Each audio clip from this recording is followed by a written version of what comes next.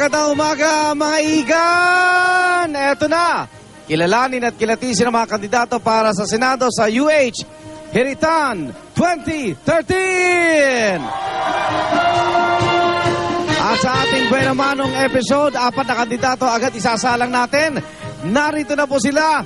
Pasok!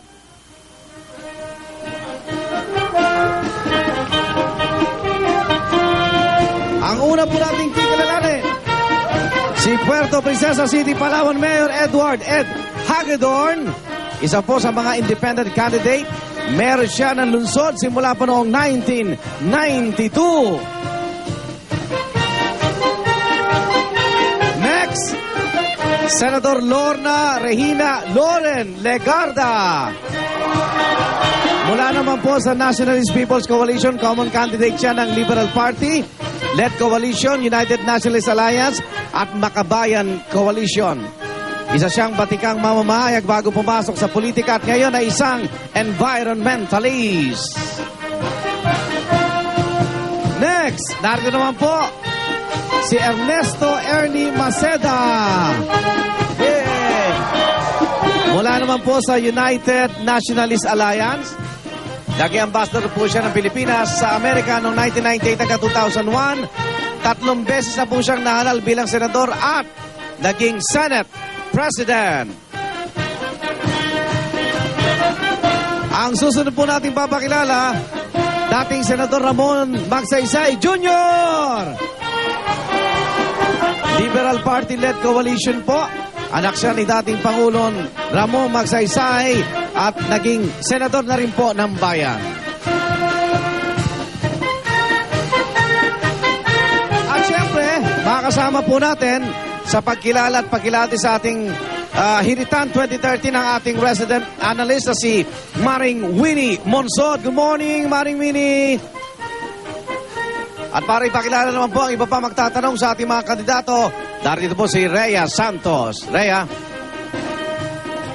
Alright mga kapuso, dahil ito nga ang araw na ito, ang Buena Manong Hiritan natin, makakasama muna natin si Chairman Sixto Brillantes. COMELEC Chairman Sixto Brillantes, hindi pwedeng mawala ang ating COMELEC Chair dahil syempre, umpisa na ng ating hiritan. Chairman Brillantes, magandang umaga po sa inyo. Good morning. Yes. Unang-una, kamustahin ko lang po paghahanda para sa eleksyon 2013. Kamusta na po? Unang-una ho, bawal pa ho magkampanya. Yes. Siyempre. Ako, bakit nandito na sila ngayon? So, Kwentuhan lang. Di bale, Pataso, lahat ng kakandidatong senador ay maiimbitahan ho namin. sige ho. Pero hindi pa ho binibilang ito for the campaign period kasi mag-uumpisa ho. Ngayon, January pa lang ho tayo. 1 week ago, about 10 days ago, nag-umpisa na ho yung election period, no? 10 days from now, matatapos na ang January, papasok na ho ang Pebrero. Importante ho ang Pebrero para sa kanila. Kasi ho sa Pebrero, February 14, Valentine's Day. Okay. Pero 2 days before that, February 12, yan ho ang umpisa ng campaign period. Feb 12. Mensahe na lang po para po sa ating mga kakandidato sa election 2013. I want to state very clearly na ang Commission on Elections, so pagdating ng February 12, kami ho mag-uumpisa na ho bumawi. Ano ho ibig sabihin ng bumawi? Kasi ho, before February 12, medyo may nakikita namin mga kandidatong iba, medyo may konting abuso na eh. Alam nila, walang premature campaigning, so medyo naaboso ng konti. Pagdating ng February 12, mag-uumpisa na ang tunay na campaign, kami naman ho ang maghihigpit. At binibigyan ko na ho ng warning lahat ng kandidato, mahigpit po kami February 12 and ongoing up to the election day. Alright. Chairman Brillantes, mag-aabang kami. Dapat may ma-disqualify kung kailangan ma-disqualify, ha? Sa sample ho tayo ng konti para medyo may matakot na kagad. Alright, maraming salamat po, COMELEC Chairman Sixto Brillantes Jr. Thank you po sa inyo. Back to you, Igan. Okay, maraming salamat, Rhea. Chairman, maraming salamat po. At kasama po natin ngayon na magtatanong din, dalawa nating election partner mula po sa Catholic Media Network, CMN, ang kanilang presidente, si Reverend Father Francis Lucas. At mula naman po sa Philippine Daily Inquirer, ang batikang Senate reporter, Miss Cathy Yamsuan. Good morning. At gumising din po ng maaga para makihirita na ating live audience, mga kapuso natin mula sa barangay. Ito, walang kamatayan to. Bagong Buhay, Quezon City. Palakpakan naman dyan. At mga estudyante ng Asian Caregiving and Technology Education Center o ACTEC. Good morning. At para sa mga manonood, kasali rin po kayo ha. Meron tayong Twitter. Gamitin lamang ang hashtag na Hiritan 2013. At para po maging maayos at patas ang ating hiritan, narito po, panoorin natin ang ilan sa mga alituntunin. Kilalanin at kilatisin natin ang mga kandidato sa pagkasenador sa loob ng 3 round. Sa unang round, sasagutin ang question of the day, tanong tungkol sa mainit na isyu ngayon. Ang magtatanong si Igan Arnold Flavio. Magbubunutan para malaman ang pagkakasunod-sunod ng pagsagot. Bawat kandidato bibigyan ng 1 minuto at kapag natapos na, papatayin ang mikropono. Sakaling may follow-up question, karagdagang 30 segundo para masagot ito. 2 tanong naman ang haharapin ng mga kandidato sa round 2. Ang una, manggagaling sa UH resident analyst na si Professor Winnie Monson. Ay ikalawa naman, maaaring magmula sa live audience, GMA election partner o sa social media. Bunutan din ang sistema sa pagkakasunod-sunod ng pagsagot. At ang time limit, katulad din ng sa first round. Mainit na harapan naman ang masasaksihan sa round 3 dahil kapwa kandidato ang magtatanong. Bunutan din ang sistema. At tulad sa mga naunang round, kailangan nilang sagutin ito sa loob ng 1 minuto. Para patas, hindi papayagang magsalita ang isang kandidato habang sumasagot ang kapwa nila kandidato. Dapat hindi lumayo sa topic ang kandidato. Bawal din ang name calling at anumang pahayag na maaring pagmula ng away o gulo. Di rin sila papayagang kumonsulta sa abogado, kaanak, kaibigan o staff nila sa gitna ng hiritan. Bawal din ang proxy. Bawal din sila magbitbit ng campaign paraphernalia o magsuot ng campaign shirt.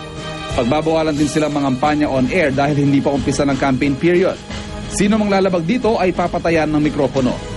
Para naman sa audience, bawal pumalakpak, humiyaw o mag-boo habang nagsasalita ang kandidato hanggang matapos. Bawal din maging miyembro ng audience sa mga taga-suporta o staff ng mga kandidato. Bawal din magdala o magpakita ng campaign materials ang audience. Batid ng audience sa kailangan sundin ng mga panuntunang ito upang manatiling kasali sa hiritan. Okay, umpisa na po natin ang round 1. Palakpakan naman dyan. Para...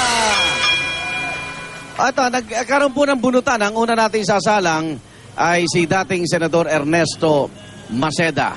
At para hindi malaman ng ibang kandidato yung ating question for the day, kailangan magsuot po sila ng headphones. At sige po, nakasuot na po. Kasi kailangan hindi nyo marinig yung question of the day natin eh. Ayan. At boses po ng biyanan nyo ang naririnig nyo sa headphones. Kaya hindi kailangan marinig kasi. Okay, ang ating Manong, good morning po. Good morning, Arnold. Ang ating pong question of the day, hindi nyo na ako narinig. Wala na. Dito tayo. Manong, Yes, Arnold. ano bang posisyon nyo sa divorsyo? Pabor ba kayo sa divorce?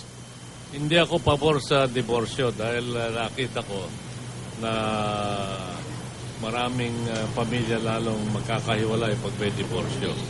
At dapat igalang natin yung panuntunan ng Catholic Church na laban sa diborsyo. Okay, maraming salamat. Dating Senador Ernesto Maceda. Palakpakan po natin. At yan, Senador Loren. Ayan, okay na po. Okay, pwede nyo na pong humbarin. Masyado pong malakas yung disco music sa umaga po. Opo. Hindi po tayo sanay sa ganan. Gangnam naman yan. Buti hindi kayo Gangnam napasayaw. ba yun? Pasensya na.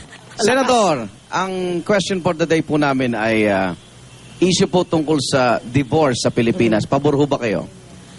Una po ay kailangan natin aralin kung paano palawakin ang mga grounds para po sa annulment. Meron man pong civil annulment at dapat pong aralin kung paano po yan para po maka-access ang lahat ng mga sektor, lalo na ang mga hindi nakakuha ng abogadong mga mamahalin.